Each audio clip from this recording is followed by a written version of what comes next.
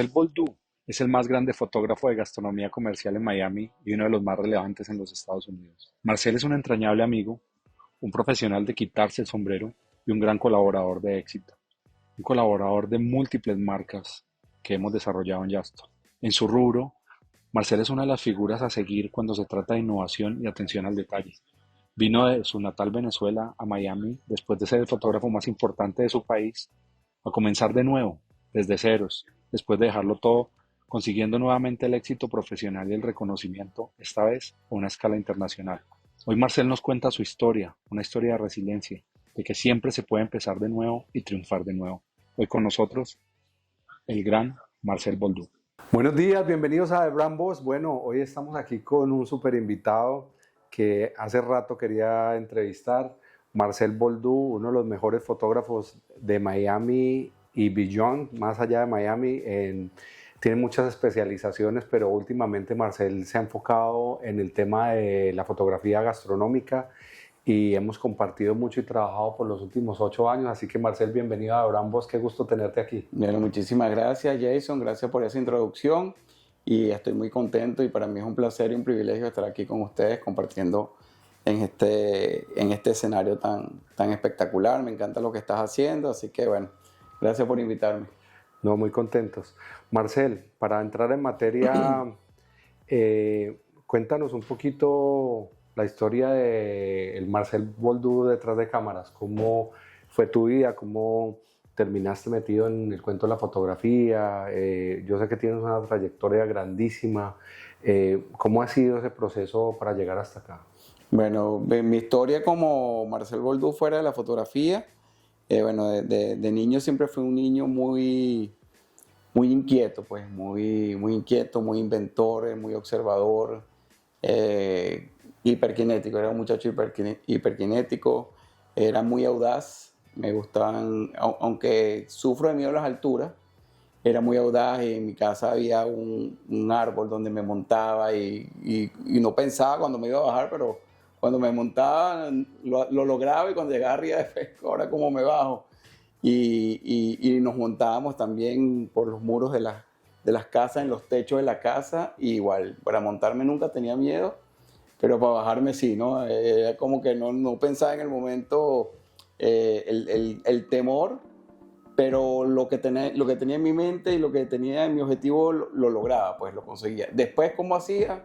Tenía que resolverlo después, pero en ese momento no lo pensaba. Entonces, era un muchacho muy audaz, me encantan los deportes y era muy tremendo. Mi mamá yo creo que pasó bastante trabajo conmigo, pero esa es la parte de niño, de la parte después de adolescente. Empecé a estudiar una carrera de ingeniería industrial. Empecé a estudiar de alguna manera como por darle un gusto a mis padres, ¿no? Porque en mi casa mi mamá era una ama de casa dedicada a nosotros, pero ella... ¿Cuántos hermanos? Tengo una hermana menor, 2 años menor, y mi mamá, por ejemplo, ella le gustaba mucho hacer cosas de manuales, ¿no? Entonces aprendí muchísimas cosas con ella. Yo creo que ahí eso activó un poco la vena artística. Claro. Después mis padres tuvieron un negocio de cerámica decorativa, entonces mi mamá me enseñó a pintar las casitas de Navidad con el hielo fake y ponerle lucecitas por dentro. Y en los diciembres agarraba y le vendía a todas las mamás de mis amigos las casitas de Navidad con luces por dentro. Y bueno, de alguna manera empecé también a conocer cómo funciona el dinero. La primera experiencia también me recuerdo de niño. Mi padre era sensei de judo, tenía un judo club muy famoso allá en Valencia. O sea que tú practicas algo. Practiqué judo desde muy pequeño, desde los 3 años. Y bueno, mi papá terminó siendo cuarto dan, cinta negra cuarto dan, y bueno, por trabajo él se retiró. Pero cuando teníamos el judo club, también la gente al salir del judo salía con sed. Entonces nosotros preparábamos unos heladitos de Kool-Aid, preparábamos Kool-Aid de diferentes sabores, vasos plásticos, y los congelábamos en el freezer. Y cuando la gente salía del judo con cansancio y sudor, por supuesto nada más rico que un Kool-Aid dulce, con sabor a colita. Y entonces mi mamá me enseñó, bueno, la primera vez compré unos vasos plásticos, compré culé, me enseñó a ver lo que costaba cada cosa, cuánto lo tenía que vender, cuánto le iba a ganar. Con lo que ganaba tenía que sacar una parte para volver a comprar los materiales. Y bueno, entonces desde muy chiquito, yo estoy hablando de eso de, imagínate, 4 o 5 años, desde muy chiquito mi mamá nos enseñó muchas cosas, pues nos dio muchas herramientas para que hoy en día, bueno, descubrí esa pasión por hacer las cosas, esa parte artística, la parte del dinero. Entonces, bueno, de alguna manera mi mamá nos inculcó eso de chiquito. Claro, Y el bueno, emprendimiento, ¿no? ¿Ah? El emprendimiento. El emprendimiento, sí, no, yo puedo decir, yo soy un emprendedor imagínate, con ese negocio de ladito en mi propia casa, ¿no? Y después estudiando ingeniería industrial, era algo así como que yo quería estudiar otra cosa más relacionada con el arte, pero sabes que siempre hay esas cosas con los padres, que los padres siempre quieren que seas un abogado, que seas un arquitecto. Sus sueños, ¿no? Sí, exacto. Entonces, no, y me dice, hijo, yo te apoyo en todo lo que tú quieras, tú puedes hacer lo que tú quieras, pero un abogado es un abogado. Entonces, de alguna manera, ellos como que psicológicamente le inducían eso, aunque a mí me encantaba la parte artística, por todas las cosas que te comenté. Mi mamá también me metía en cursos de pintura, cursos de guitarra, y paralelo a eso hacía mucho deporte, que era lo que me apasionaba definitivamente. Entonces, bueno, en esa cuestión tuve que tomar decisiones y empecé a estudiar ingeniería industrial por 2 años y medio, y de verdad que estaba totalmente frustrado. No era lo que me gustaba, no era lo que yo quería. Y unas vacaciones de ingeniería se me presentó la oportunidad de trabajar en un estudio de fotografía, un fotógrafo de moda muy reconocido en Venezuela. Y desde el primer día que entré al estudio, cuando salí, eso fue amor a primera vista, ¿no? Entonces se acaban las vacaciones, tengo que volver a estudiar y ahora enfrentarme a mi papá y a mi mamá y a decirles, no quiero estudiar más ingeniería. Claro. Después de 2 años y medio de carrera, he invertido en libros, profesores, y bueno, me tocó dar ese paso de valentía, porque no es fácil enfrentar a tus padres. Mi papá era un hombre trabajador, ¿no? Un hombre que le sobraba el dinero. Entonces, de alguna manera, bueno, sí, había cierto temor de mi parte. Era un sensei. Te podrás imaginar decirle a tu papá, mira, oye, sensei, no quiero seguir estudiando, ¿no? Y bueno, me tocó afrontarlo. No, por supuesto, no, mi mamá lo tomó mejor. Mi mamá entendía porque es artista, pero mi papá no lo tomó tan bien y estuvo como 1 año sin hablarme. Aparte que el tema de la fotografía en todos los casos casi siempre es muy controversial, porque como que es una carrera que hoy en día es extremadamente importante y digamos todas las carreras de medio son fundamentales, ¿no? Como ha cambiado el mundo, pero hace 20, 30 años, pues decirle a alguien que iba a ser fotógrafo era como que ponte serio, ¿no? Mi papá me decía, pero un fotógrafo, ¿y de qué va a vivir un fotógrafo? Tú eres loco, claro. Yo había descubierto también un área de la fotografía que era muy poco conocida y entendí muchas cosas ahí, ¿no? Entonces, cuando me tocó enfrentar a mi papá muy molesto, creo que tardó 1 año sin hablarme. Y de alguna manera yo tuve que, bueno, darle un título a mis padres y decidí estudiar publicidad. Ajá. Y me pongo a estudiar, sí, me pongo a estudiar publicidad. Hice de las materias que tenía, pude hacer una reválida, y para hacerte el cuento largo corto, me gradué un semestre antes porque pude adelantar, porque yo no quería estudiar. Economía, todo eso yo quería trabajar, yo quería hacer fotos, eso era lo que yo lo tenía bien claro aquí en mi mente. Y saqué la carrera un semestre antes de tiempo y me gradué de publicista. Y bueno, ok, llegamos al mundo de la publicidad. ¿Y ahora qué hago? Nadie te contrata porque nadie sabe quién eres tú, no sabes hacer fotos, eras un asistente. Y entonces me pongo consigo un programa. Mi papá compró una computadora con un escáner, y entonces me pongo a conocer un programa que se llama CorelDRAW. Uh-huh. Y entonces la compañía donde mi papá trabajaba me encomiendan hacer los loguitos para hacerle los diseños de las facturas que ellos hacían. Mi papá trabajaba en una compañía que hacía agendas. Tú la debes conocer, legislación, Legis. de Colombia. Claro. Bueno, Sí, mi claro. papá fue accionista ahí, Wow. trabajó y fue vicepresidente. Muy buenas agendas Sí, en cuero, sí. súper bien. Entonces todos los clientes venían y entonces ellos hacían también, imprimían las formas para imprimir facturas y todas esas cosas. Y entonces, bueno, de alguna manera no podía vivir de la fotografía, pero empecé a tener un ingreso del diseño. Claro. Y bueno, empecé a tratar de cambiar la ecuación, ¿no? Pero no era fotógrafo, no sabía hacer fotos. Entonces dejo el estudio donde estaba como asistente, porque era un asistente y yo quería ser fotógrafo. Y entonces empecé a formarme por mi cuenta. ¿En qué manera? Bueno, compraba una cámara, compraba los rollos. En aquella época tenías que revelarlo, tenías que comprar el rollo, pagar el revelado y pagar las copias. Entonces me gustaba mucho las publicidades y agarraba las revistas de publicidad y ponía una botella o ponía un producto parecido y trataba de hacer la foto. Entonces tomaba las anotaciones, qué diafragma usé, a qué distancia, dónde puse la luz, cuánto decía el fotómetro que tenía potencia de la luz, y hacía bracketing. Y entonces tenía que esperar que revelara. Cuando revelara, un desastre, nada me gustaba. Bueno, ¿cómo lo mejoro? Bueno, aquí puse esto, aquí, ahora voy a hacerlo así, y si lo muevo aquí, y si lo muevo allá, entonces otra vez volver a tener dinero para comprar los rollos, no sé qué más.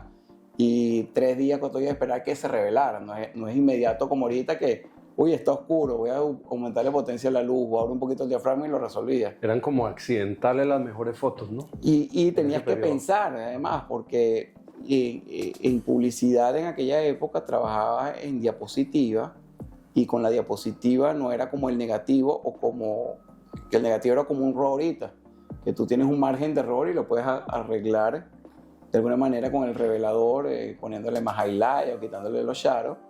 El laboratorio te permitía algo de eso, pero cuando trabajas con diapositiva no te podías equivocar ni un tercio de stop. Tenías que repetir todo el trabajo. Entonces, claro, esa relación, ese ensayo y error, esa universidad de ensayo y error autodidacta y esas ganas de de ser un buen fotógrafo, el mejor fotógrafo y buscar referencias, me llevó día a día a estudiar la luz. Y bueno, hoy en día puedo decir que, bueno, que Para mí tenemos una eres relación personal, la luz y yo. un maestro de la luz. Gracias. Eso es lo que me he dado cuenta. Marcel, ¿cómo llegaste a la fotografía gastronómica? Bueno, ¿Cuál fue el proceso para llegar a este tipo de fotografía? Yo sé que tú has hecho muchos tipos de fotografía, pero ¿por qué esta línea y qué fue lo que te movió hacia eso? sí, bueno, en realidad cuando estaba empezando en la fotografía, tenía que hacer de todo, pues de todo. Me tocó hacer de todo un poco hasta que poco a poco tú vas como que encontrando tu nicho, ¿no? Claro. Y me volví un fotógrafo comercial. Un fotógrafo comercial, en Venezuela, que es un mercado tan pequeño, te tienes que hacer un especialista en muchas áreas. Entonces fui un fotógrafo que desarrolló su especialidad. Tú podías hacer perfectamente una foto de producto, te podías hacer perfectamente una foto de un carro, te podía trabajar perfectamente con una modelo, te podía hacer perfectamente fotos de lifestyle y podía hacer perfectamente fotos de comida.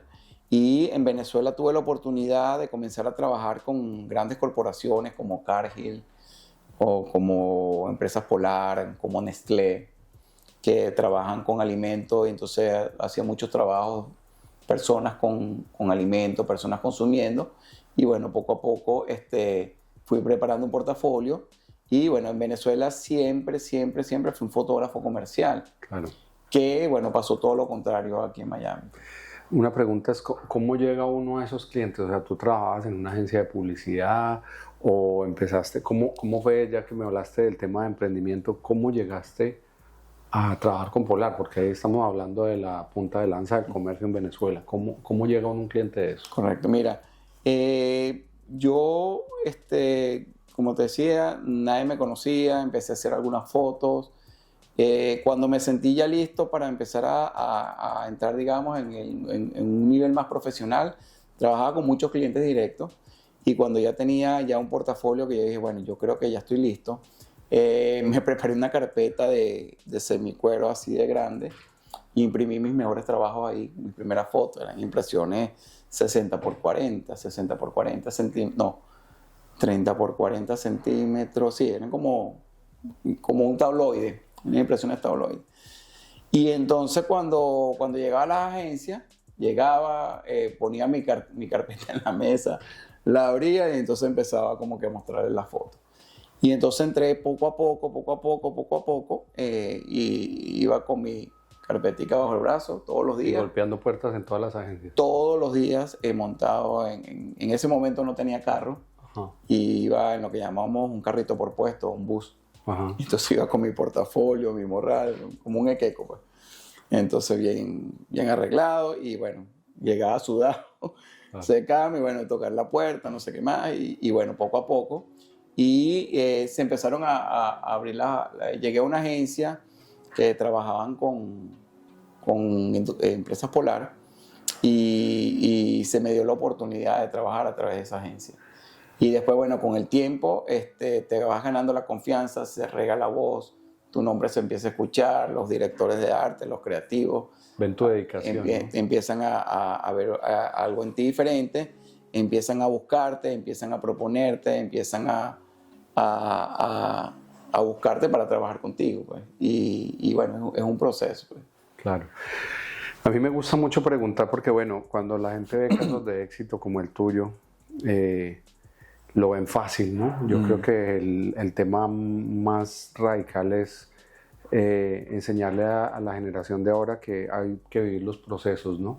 Y que uno llega ya poco a poco y después de años para que, digamos, que lo que consigues tenga un valor, porque siento que mucha gente tiene una idea del éxito, llega ya al éxito, pero no es lo que ellos imaginaban, y a veces es precisamente por saltarse esos procesos, ¿no? Porque vienen aceleradamente y llegan a algo que es como un título vacío o una posición vacía, ¿no? Sin la suficiente estructura debajo, ¿no? Como llegar al penthouse del edificio sin haber construido los pisos de abajo.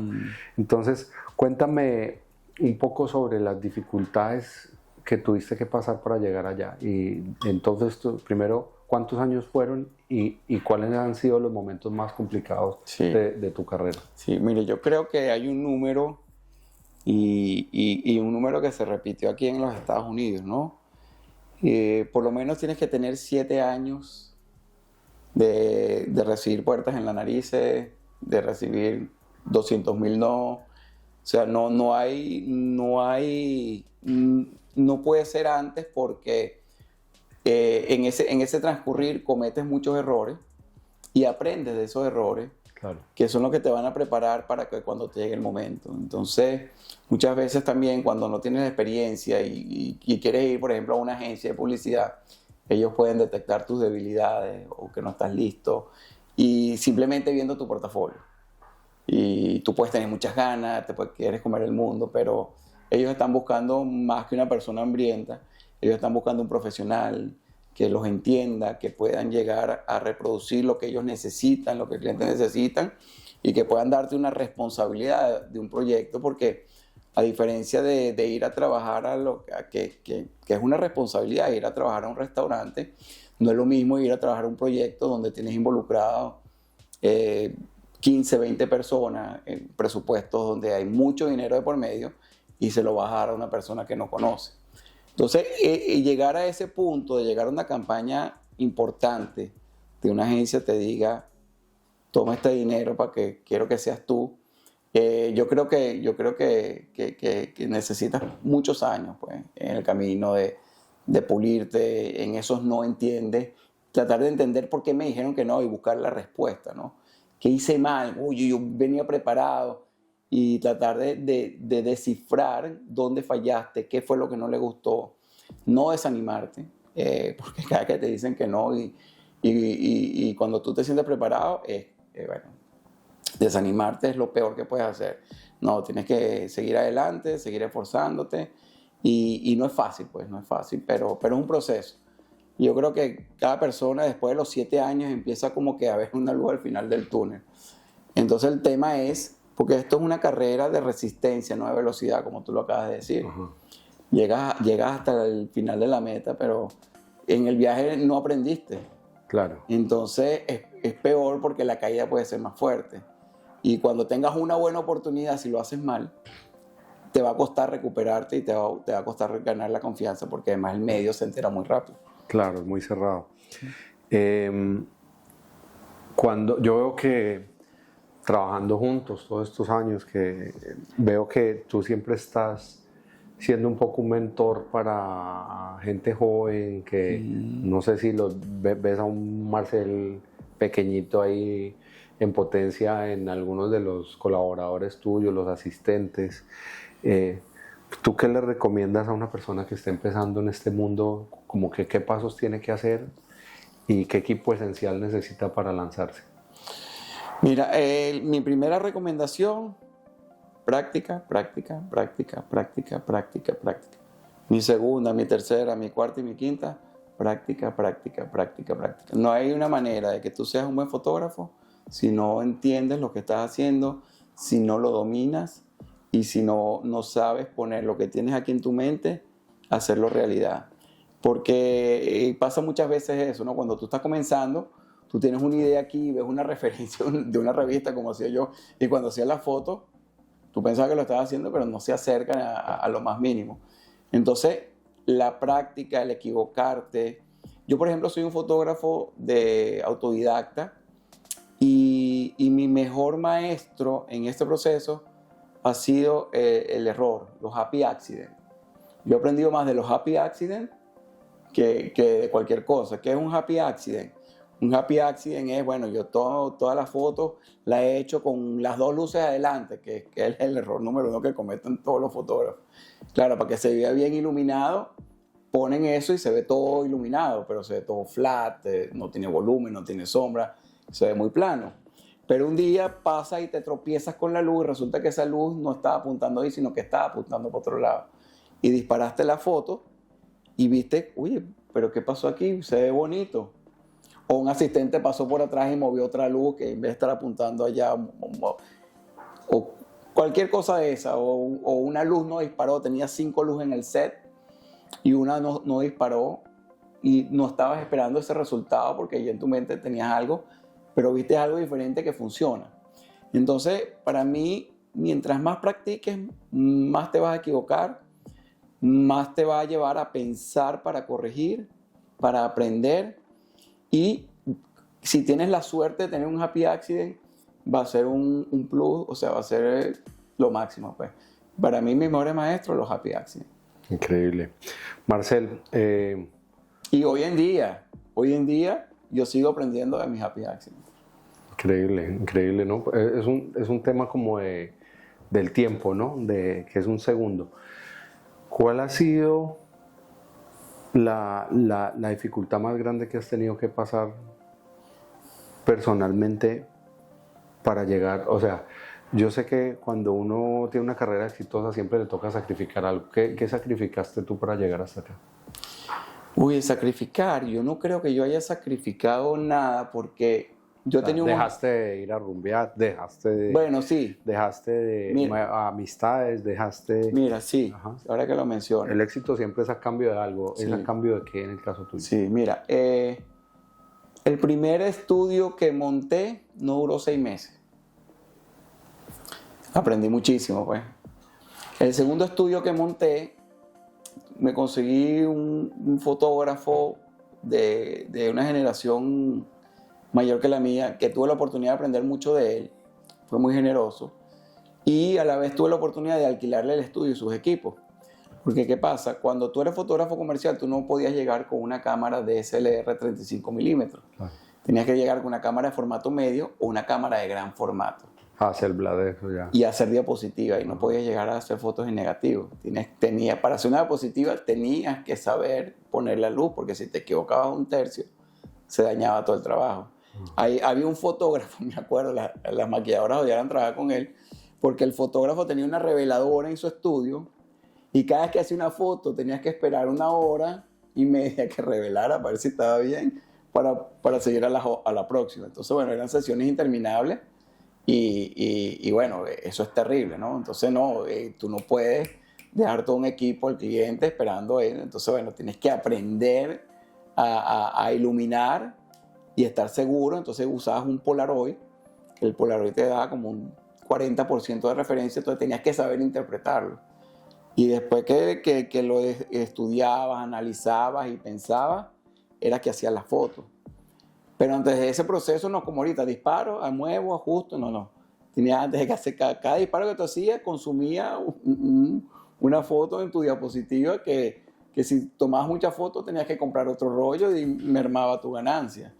Y mientras más revelado, más rollo gastaba, menos ganancia había para ti. Claro. Entonces no como ahorita que me compro una tarjeta de 500 gigas disparo y todo disparo todo. No, antes de disparar tenías que estar seguro de lo que estabas haciendo. Claro. Entonces, lo primero fue, bueno, aprendí con esta persona muchísimo y tuve la oportunidad de entender, bueno, cómo funcionaban estos equipos a esta escala, y eso me motivó a comprarme mis propios equipos. No tenía el dinero. Entonces se me presentó una oportunidad de abrir un estudio yo solo, pero me faltaba dinero para completar. Y yo hacía all terrain en motocicleta. Me encantaba ir para las montañas con mis amigos los fines de semana. Y tenía que tomar una decisión. O vendo mi moto, vendo mis cosas, o sigo con mi hobby. Y esa decisión en ese estudio cambió la historia de Marcel Boldú. Ahí fue cuando yo te puedo decir que la historia, gracias a esa decisión de sacrificar algo, cambió la historia de Marcel Boldú. Marcel, yo por lo que me cuentas siempre te escucho hablar de una era, de un periodo, digamos la edad de oro de Venezuela, años 70, 80 y 90, que te tocó una época de una Venezuela muy bollante, pero ¿qué cambió y cómo fue tu decisión de venirte a Estados Unidos y cómo eso a ti te impactó emocionalmente? Bueno, todo empezó, mi esposa estaba embarazada, tenía como 7, 8 meses de la niña, y se le acercaron unos motorizados en la noche, y ella venía con una amiga, y le pusieron una pistola y le dijeron que le iban a matar si no daban el teléfono. Y entonces, bueno, ella llegó a la casa, no sé qué más, por supuesto fue algo muy traumático. ¿Qué año fue eso? Uy, eso fue 2013, 2014, por ahí más o menos. Y después, 2 años yo antes de venirme, yo tuve un incidente. Una noche necesitaba la niña pañales y yo vivía como en las afueras de la capital y a 20 minutos afuera y necesitaba buscar pañales y voy a buscar pañales, pero me metí en una zona que era un poco peligrosa. Bueno, y para hacerte el cuento largo corto, ahí tuve una situación donde 2 muchachos en moto vinieron, se me montaron, o sea, no me dio tiempo de montarme en la camioneta. Cuando fui a prender el carro, se me pusieron en la ventana, pistolas, se me montaron. Para hacerte el cuento largo corto, me robaron, casi me matan y bueno, por la gracia de Dios y Jesucristo, yo salí ileso de esa situación. Entonces eso de regreso a mi casa me llevó a reflexionar mucho. Y tenía un sentimiento que no era un sentimiento de rabia, ya me habían robado antes en Venezuela y uno queda como frustrado, como con rabia, con ganas de vengarse, de buscarlo, eso, ¿sabes? Pero esta vez fue diferente porque yo lo que pensaba era que habían cuántos niños en mi país no estaban en la misma situación, sin padres, sin madres, abandonados, abusados, qué sé yo. Y que mi hija iba a crecer ahí, en medio de esa situación. Entonces llegué a la casa, bueno, contándole a mi esposa, no sé qué más, y le dije a mi esposa, mira, nos vamos, yo no quiero que mi hija crezca aquí, yo no quiero que tú vuelvas a vivir una experiencia así, yo no quiero volver a una experiencia así, no me importa todo lo que tenemos, no me importa el estudio, no me importa nada, no me importa el dinero, no me importa nada, nos vamos de aquí. O sea, cuando empezó el chavismo, tú estás con tu estudio ya montado, todos sus negocios nosotros teníamos un estudio de 600 metros cuadrados, era el estudio más grande de Caracas. Habían 3 estudios dentro del estudio, había sala de grabación de audio, sala de edición, una cocina grande, una sala de reuniones grande, o sea, estábamos bien montados, pues, estábamos trabajando con los mejores clientes, yo y 2 fotógrafos más de alguna manera teníamos los proyectos más importantes de las agencias de publicidad de Venezuela, de las corporaciones. Bueno, nunca ahorré en dólares, porque dije, nunca me voy a ir de mi país, pues, Claro. o sea, y después de todo lo que habíamos construido y me está yendo bien, ¿para qué me iba a ir? Fue un error gigantesco, porque tuve que vender todo lo que tenía, regalarlo y venirnos con 6 maletas. O sea, yo llegué aquí con 2 cámaras, con lentes, un juego de luces y vender todo lo que habíamos construido. Teníamos una productora, no solamente de fotografía, sino de comerciales de televisión, de video. Y bueno, todo lo que yo había invertido, que no había ahorrado en dólares, lo invertí en eso. Lo tuvimos que vender, en esa época nadie estaba comprando nada y tuvimos prácticamente que regalarlo, pero bueno, necesitábamos salir. Claro. Y yo veía como en uno de los estudios más grandes, yo ponía todo en el piso y entraban los fotógrafos y se iban llevando cada pedacito de tu vida, ¿no? Iba desapareciendo, bueno, los grips, iban desapareciendo las luces, iban desapareciendo los dollies. Y cada día que me tocaba prender la luz y recibir a alguien, te iban arrancando un pedazo de tu vida. Y en ese momento, bueno, me lo tomé bien porque de alguna manera, bueno, empezamos a tramitar la visa y todo salió bien, gracias a Dios. Pudimos conseguir una visa con residencia, que es una bendición espectacular.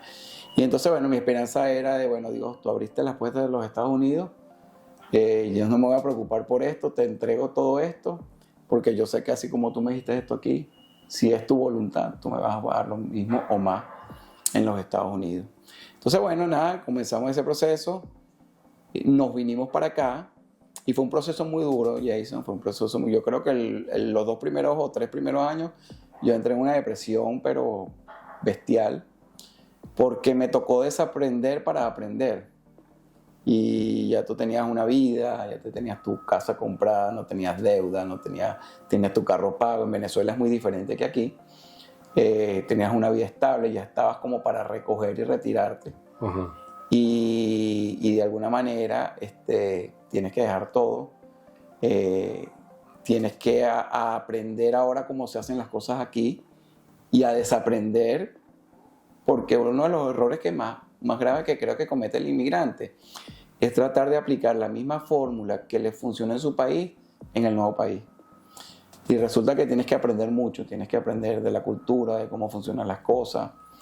Y fue un proceso duro porque además, bueno, yo decía, bueno, yo tengo un portafolio bestial, tengo reconocimientos en publicidad, me enteré haciendo la visa yo pensaba que, bueno, sí, debo tener algunos premios, 8, 10 premios. Y cuando recolecto la visa, resulta que había tenido 42 premios. Imagínate. No, ni siquiera estaba pendiente de eso. Y gracias a Dios tuve la oportunidad de trabajar con equipos creativos muy talentosos. Entonces, claro, todo eso ayudó a que las puertas se abrieran. Y bueno, yo también viendo Dios, todas las cosas, la oportunidad que me había dado, que no me había dado cuenta. Claro. Y que a lo mejor en ese momento no le di esa importancia, pero Dios sí ya tenía un plan con ellos para el futuro, ¿no? Entonces por eso uno no puede desestimar nada de lo que aprende ni lo que hace, porque tú no sabes en qué momento Dios o tú lo puedes usar para ti, para el futuro. Entonces fueron muchos años, 2, 3 años, que entré en una depresión muy fuerte, porque no entendía cómo una persona que se ha esforzado con mi conocimiento no podía ser reconocida de la misma manera como está reconocido en tu país. Claro, en tu país ya tenías una trayectoria de 20 años. Yo no tenía que levantar un teléfono para conseguir un trabajo. Las llamadas entraban automáticamente a mi productor y trabajaba, todo el mundo te conocía. Entonces, fue un proceso duro los primeros años aquí en este país. De todos los proyectos que has tenido, que son incontables, ¿cuál para ti es el más memorable o el que más te da gusto saber que tiene visibilidad? Como ¿qué proyecto o cuáles proyectos son como lo que van a definir tu carrera más adelante? Oye, mira, algún proyecto memorable como tal, no tengo uno así, pero tengo muchos, porque cada experiencia con cada cliente es diferente, cada proyecto es diferente. Entonces, todos tienen como que su toque mágico y especial. Y sí, hay unos que sobresalen, hay unos que te parecen importantes, pero todos se tratan de experiencias diferentes también. Pues, o sea, por ejemplo, cuando comencé la fotografía, trabajaba en un periódico muy popular en Venezuela, donde me daban la portada y la página central, el artículo más importante, y me tocó conocer gente como un maquillador de muertos o una señora que retocaba fotos, pero con pinceles, o una señora que tenía una habilidad muy sencilla, como me tocó fotografiar candidatos presidenciales, presidentes de corporaciones. Entonces, de todos tú aprendes, ¿no? Porque cada quien tiene algo que aportar y cada quien tiene sus habilidades diferentes. Entonces, aprendes muchísimo. Por ejemplo, en esa misma revista tuve la oportunidad en el 98, nunca se me olvida, en el Hotel Tamanaco, de hacerle por 5 minutos una sesión fotográfica a Cindy Crawford. No sé si sabes quién es Cindy Crawford. Por supuesto. Bueno, a lo mejor la generación un poco más vieja no va a saber quién es, pero esa era la top model en el mundo. Ajá. Y era un artículo que le estaban haciendo, aprovechando que ella fue para un trabajo con la Revlon en Venezuela, y entonces le daban 15 minutos a cada periodista para entrevistarla y para hacerle las fotos. Entonces, por ejemplo, tuve esa oportunidad de tener a Cindy Crawford así frente a frente con el fotómetro así en su cara y hacerle 10 fotos, que fue una sesión flash, pero la experiencia de estar con una mujer de ese nivel, que me preguntó si tenía Polaroid, que quería ver las fotos antes o sea, que cuidaba su imagen. Yo era un chamito, yo estaba comenzando, yo tendría 2 años haciendo fotos, 3 años, pero tener esa oportunidad de tener esa celebridad, wow, fue increíble, ¿no? Pero también aquí he tenido la oportunidad, me pasó algo muy curioso aquí. Me llamó un tipo muy extraño y siempre fue un misterio, y hasta el día de la sesión de la foto yo me iba a echar para atrás porque el tipo era muy extraño. Y entonces, bueno, llegamos a un acuerdo y fui a hacer la foto, y él me dice, no, yo te voy a cambiar la vida con lo que tú vas a hacerme. Esto no es comercial, esto es algo más importante. Y yo no entendía lo que me estaba diciendo. Entonces, claro, y yo le decía, bueno, pero ¿dónde me conoces tú? Mi primo fotógrafo, el de Nueva York, pero él me dijo que tú eres el hombre que me puede hacer la foto aquí. Y yo, oye, muchísimas gracias, pero todo súper raro, ¿no? Uh-huh. Y a hacerte el cuento largo corto, llego a un estudio en Wynwood, en una galería de arte para mí solo, uh-huh. Y llego con un asistente, y entran unos señores con una caja de madera, con unas ruedas, con guantes en las manos, unos taladros, sacan la madera, montan un cuadro, y eso está sucediendo del otro lado, el otro ala de la galería. Te estoy hablando que es una galería vacía para mí, para tomarle las fotos a ese cuadro. Y cuando me acerco al cuadro, es una obra poco conocida de Salvador Dalí, de $20 millones.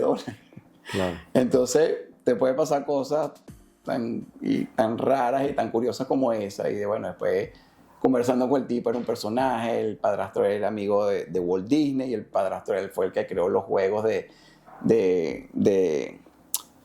esos de los de boxing y todos esos juegos famosos que estuvieron aquí en los 70, en esa época, en los 60, con lo que jugaron todos los niños, e inclusive algunos de esos juegos llegaron a Venezuela, lo había hecho para este tipo. Entonces, fue un trabajo, bueno, que no fue un trabajo popular conocido, pero fue una experiencia memorable para mí. O sea, esa experiencia nunca se me va a olvidar. Y trabajos memorables. Y bueno, contigo he tenido la oportunidad de trabajar últimamente con un chef súper reconocido, Juan Chipoco, y ha sido una experiencia espectacular, de que tú me hayas llamado a mí, compartido, hacer algo contigo, darme la oportunidad de yo aportar a la parte de dirección de arte de este proyecto, y que siempre podamos hacer esas cosas juntos, me encanta, pues. Y así, bueno, puedo nombrarte muchos proyectos más, pero uno así como especial, no, porque cada quien tiene su encanto mágico particular. Claro.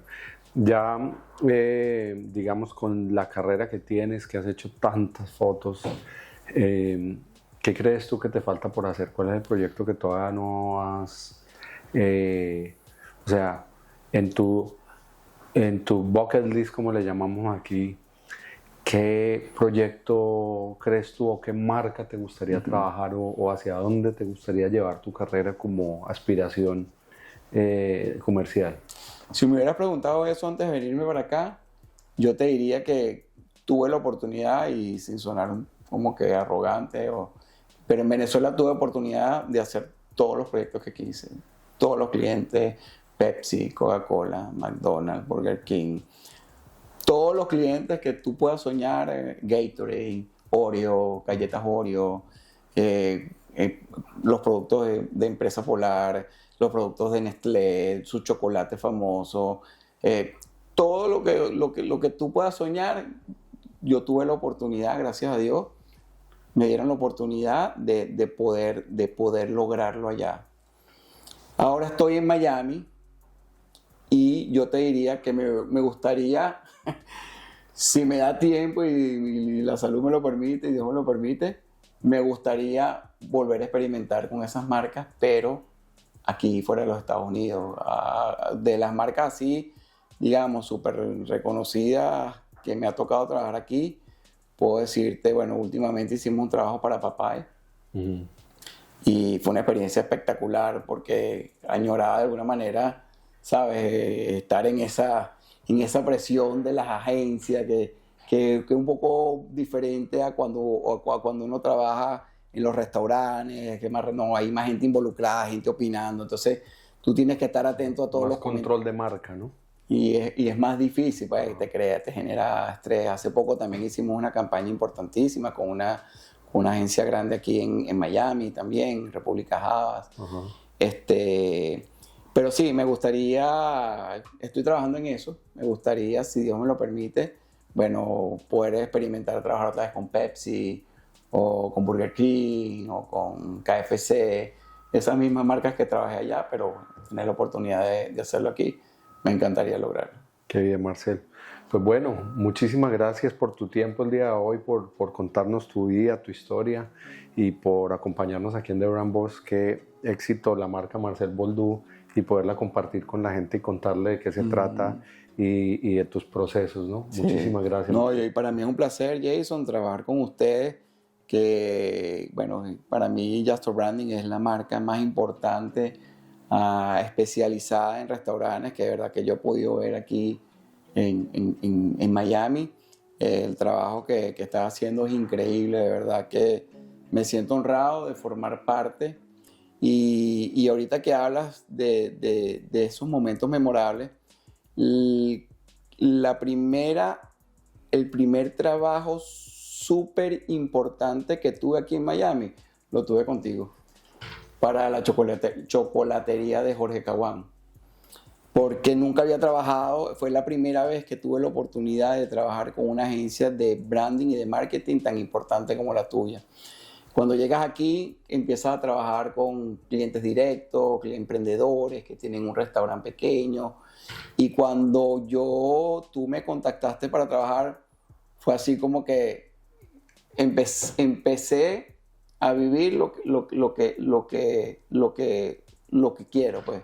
Empezar a trabajar con clientes importantes, con marcas importantes, al estilo que me gusta trabajar, creando cosas, diseñando cosas. Y para mí, ese primer trabajo que hicimos con este chef fue, si lo podamos hablar dentro de los trabajos memorables, fue para mí el más importante, fue porque fue de alguna vez dentro de esa depresión que yo andaba, fue como una inyección de ánimo y de esperanza de decir, wow, sí voy a poder comenzar a trabajar proyectos importantes y eso te lo agradezco muchísimo. No, qué bueno. Para nosotros también ha sido un proceso muy transformador trabajar contigo porque primero siempre estamos aprendiendo y siempre estamos escuchando los procesos y la forma en que manejas tu equipo y la sinergia que hay con Kimberly, siempre con los asistentes, con todo el team detrás, que para que sepan, detrás de una fotografía de una producción gigante de gente y un esfuerzo y un sacrificio y una entrega de todos. Es muy interesante cuando nos juntamos porque llegan todos los de la agencia de nosotros, llega el cliente, llega tu equipo y la sinergia que logramos en esas sesiones que son intensivas, desgastantes, porque son 10 horas, ¿no?, metidos en un estudio, pero el resultado cuando empiezas a ver, vas manejando por la 95 y ves una valla con una foto tuya o un libro o un premio o, ¿no?, o una campaña que sale cuando empezamos a ver esas cosas, son tan gratificantes también, ¿no? La reacción en las redes de la gente de estas fotografías y de todas las emociones que evocan que finalmente en un centro comercial, o sea, es muy interesante cómo capturas toda la esencia de la marca que nosotros tratamos de crear y la llevas al siguiente nivel, y luego cómo la gente interactúa con esos productos y los hace parte de su vida. Yo creo que por ahí está el resultado de trabajar juntos, ¿no? Y de lo que logramos como equipos entre las agencias de publicidad y las agencias de producción de fotografía, ¿no? Sí, y lo importante, ya que mencionas eso, es que hayamos podido ser una sinergia. Tú lo acabas de decir, muy importante, y lo decía yo antes, cuando trabajas con proyectos, oye, que te envuelven, que hay tanta gente involucrada, te genera un estrés, y yo tengo la oportunidad de trabajar con ustedes, proyectos de la misma envergadura, pero qué diferente cuando hay un partnership interno donde el uno confía en el otro y que podamos resolver en segundos, nada más entendiéndonos, mirándonos, para trabajar en el fin común, que es darle el mejor resultado y sobresaltar las expectativas del cliente. Para mí es un placer hacerlo contigo. Excelente, Marcelo, igualmente. Muchas gracias. Gracias, my friend. Gracias. Bien. Gracias. Bueno, continuamos en el próximo episodio.